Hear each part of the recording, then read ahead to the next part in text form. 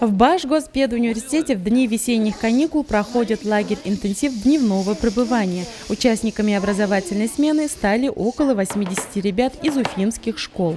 Я программирую робота и улучшаю его, чтобы он ездил и всех конусы сбивал.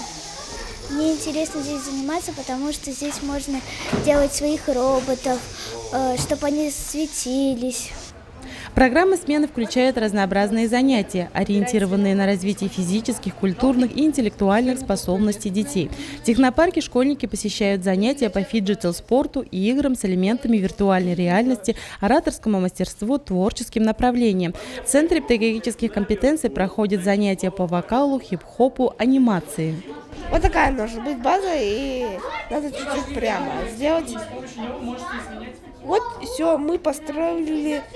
Тут будут всякие, внутри будут всякие пушки и прочее всего. Мы узнали, что как правильно сделать куб, как правильно сделать и еще что-нибудь. Любители технических наук занимаются в педагогическом кванториуме. Здесь школьники погружаются в мир разработок VR-среды и 3D-моделей, проектов для лазерной резки и гравировки, робототехники. Ребята чувствуют себя в роли ученых-экспериментаторов. Студенты Института физики, математики, цифровых и нанотехнологий в игровой форме учат ребят управлять роботами и знакомиться с основами программирования. IT же у нас сейчас востребованная профессия.